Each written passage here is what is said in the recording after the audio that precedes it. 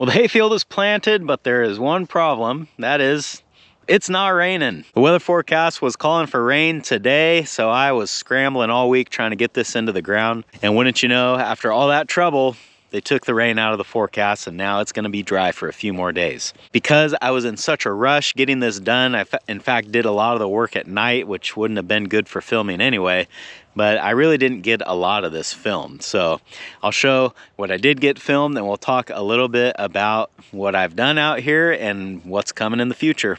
That's what's going on today on Farmer Tyler Ranch.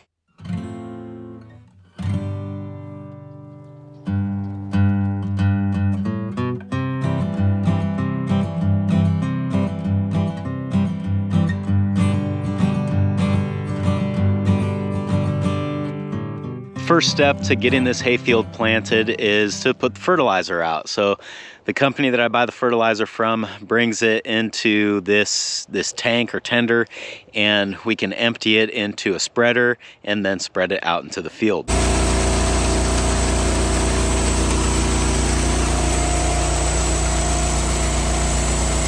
After the fertilizer is out in the field, I'll use the same spreader loaded up with seed to put the seed out. Before I do that, I have to change the rate setting so that the seed comes out at a slightly slower rate. We only want 100 pounds per acre with seed as opposed to 150 pounds with fertilizer. But I can't actually do both tasks with the same piece of equipment.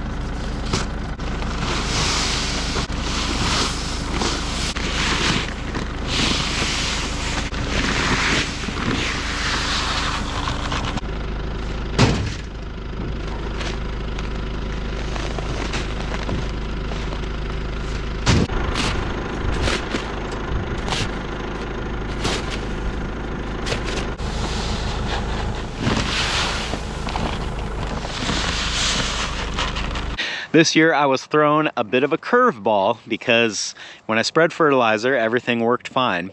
But as soon as I got the spreader loaded up with seed, I think I made one pass with the tractor and then the spreader quit working. And the way that I was able to recognize this is that there's a drag chain on the belly of the spreader that pulls the material back to the paddles or the flippers, spinners, whatever you want to call them. And I noticed that that drag chain quit turning. The drag chain is run off of one of the tires on the spreader, so it's ground driven.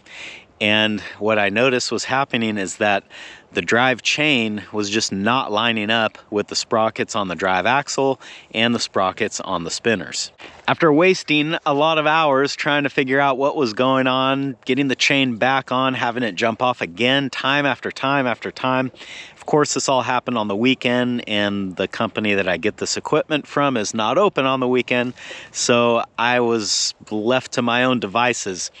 At one point, I brought my red 3-point spreader over here thinking that I would just use that to spread the rest of the seed out. But the trouble is I had the blue spreader full of triticale, and I just really did not want to bucket all of that out into my 3-point spreader. I could have done that if I had to, but I was just trying to think if there was some way that I could limp that spreader along to at least get it empty. And what I came up with was using a C-clamp, of course, to sort of pull that chain assembly over so that it lined up with the drive sprocket a little bit better. It still was not perfect, but once I did this with the C-clamp, somehow, some way, the spreader started working just fine again. I covered all 20 acres here with that C-clamp holding the chain in place, and it worked flawlessly the whole time. So I just decided that I would roll the dice and go ahead and load the spreader up with the 3-grain mix and plant the other half of the field with the blue spreader as well.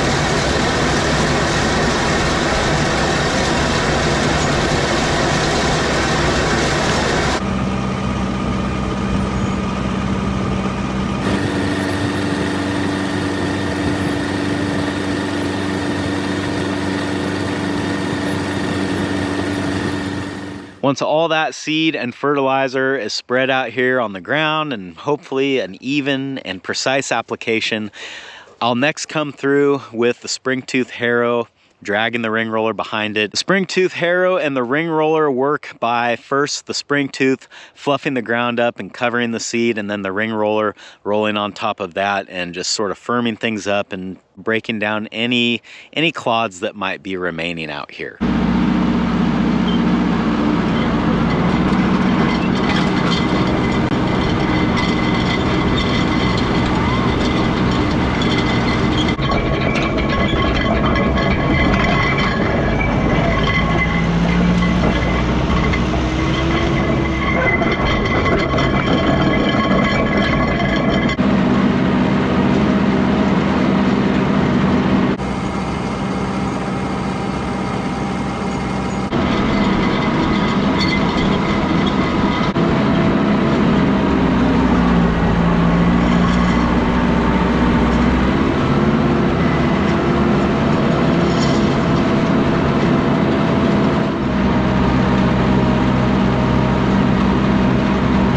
Once you spring tooth and roll this entire field, this is what you've got.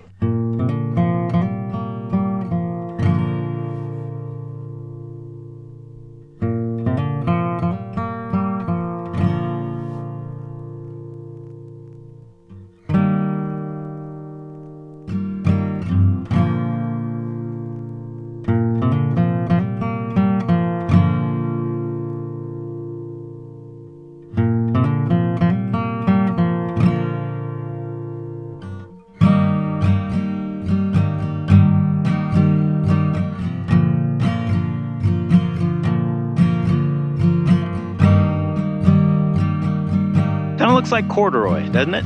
So now, I mean, it does no harm to put the seed and the fertilizer in the ground while it's dry and let it sit here for a couple days. It's not going to hurt anything.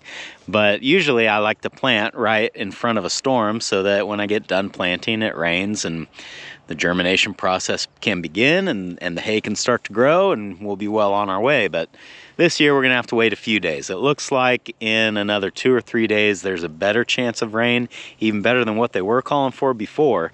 So hopefully that one actually pans out and becomes something, but for now, we just got to sit here and wait. So the bright side here is that the field is planted, and even though it didn't really all work out quite like I had it planned, we're done here for now. In fact, the next time I'll be out here will probably be in another month or 2 once this sprouts and we need to start thinking about spraying weeds. But I think that's going to be about it for the hayfield talk in this video, so let's move on to something else.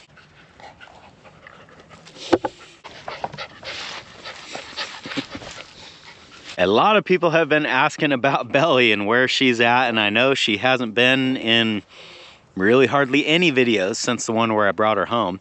And the only reason for that is because she has been spending a lot of time at home with the family. But I think she is sort of reaching an age where she's maybe starting to cause a little bit of trouble in the house. So today she's riding with me and Callie. Belly, here. Good girl. Good girl, Belly. Belly, get in. Good girl. Good girl.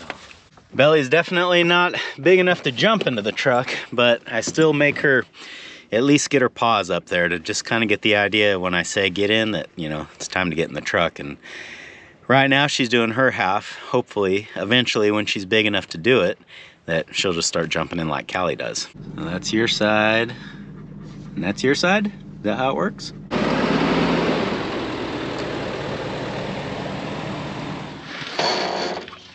Okay.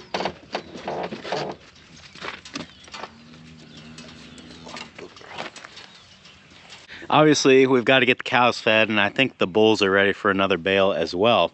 But I kind of wanted to show you my setup over here. As you can see, as you look into the gap here on the bales, there is a little face looking back at us, and there's a couple of young cats that are living in here that I know about. I think there's actually several more. We're gonna have to get a game camera set up in here again to figure out what all's going on in this barn. But I know that these guys hang out right here at the end. So we've started to feed them a little bit, and I've also got my Good Nature rat and mouse trap set up right here. hoping that the rodents will be attracted to the cat food and the water that's sitting here, and then they'll be a lot more likely to crawl up into that trap and get hammered. Not only is this good as an attractant, but also because the cats are here, they should get these rodents when they've expired and eat them, and I won't have to clean this trap out all the time. So I want to check the counter on the Good Nature trap to see how many times it's been set off. It's gone off once. I've never had to clean that trap out. I'm going to assume those cats found whatever it was.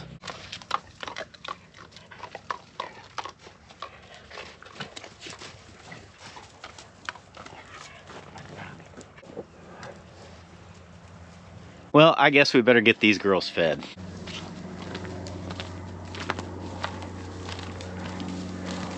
Belly, stay. Come on. You too.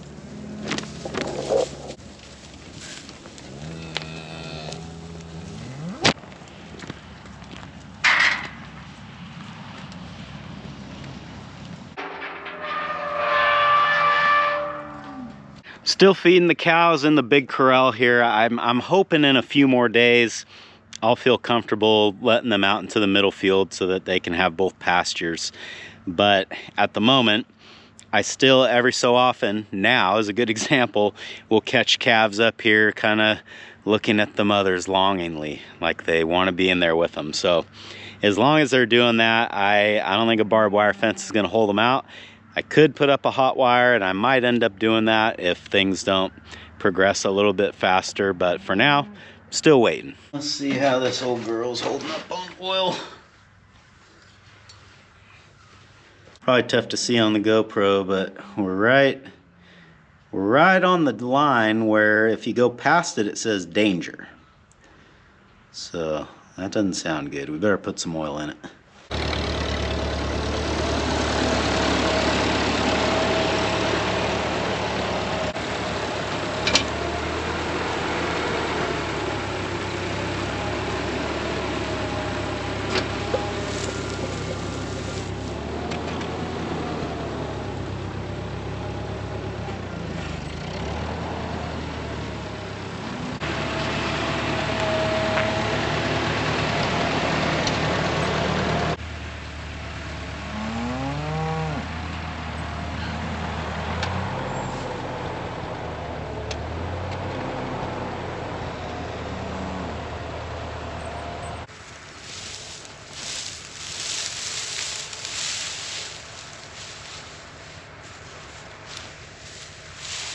Let's give her a go here.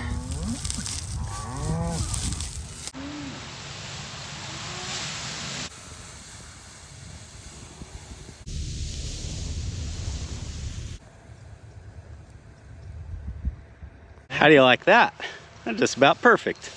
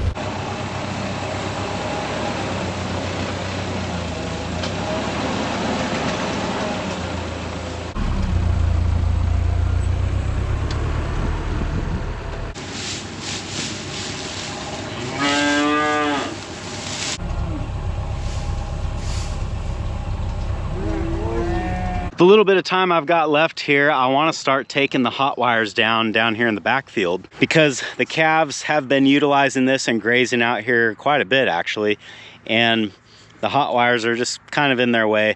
Not to mention the fact that I might want to come in here and aerate and do some other things in the near future, so it'll just be better to have these hot wires out of the way. Usually I might do a lot of this on the side-by-side or the four-wheeler running up and back, but today I'm gonna be on foot because I've got the puppy with me, and these kinds of jobs where you're just walking around doing things, these are great opportunities for young dogs to learn just kind of the rhythm of life, the way you are, what you tolerate, what you don't tolerate. Everything is a learning experience for a puppy. Isn't that right?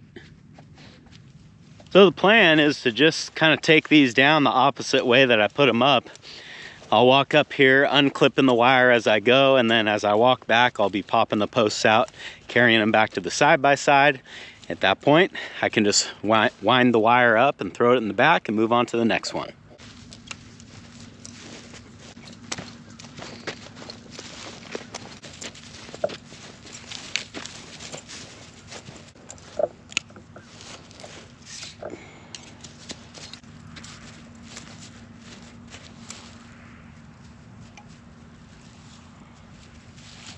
All right, down here at the end, and just my luck, the ditch is dry.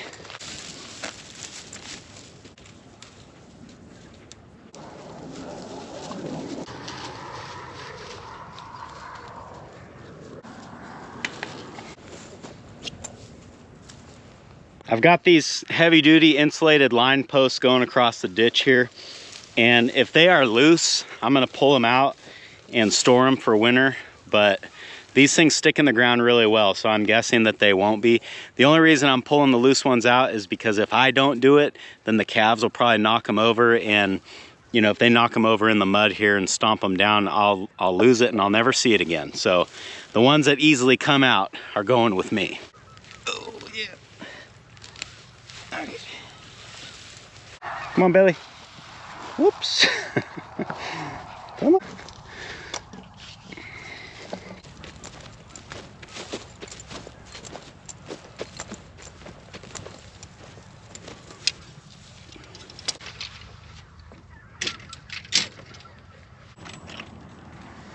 Favorite part of electric fence. Pulling it up.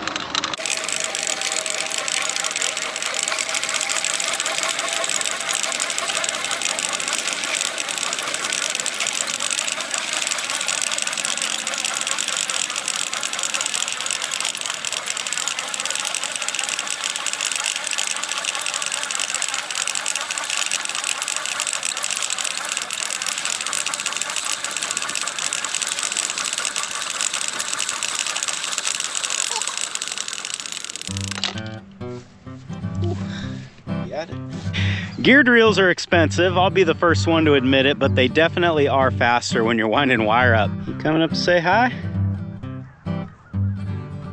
Well, 2 down, 3 to go. We're making progress little by little. Sometimes that's the best you can do. What do you guys think? It's probably about dinner time. Yeah, let's go home. All right, I think we're gonna call it here. Thanks for hanging out with me today, guys, and I hope I'll see you again on Farmer Tyler Ranch.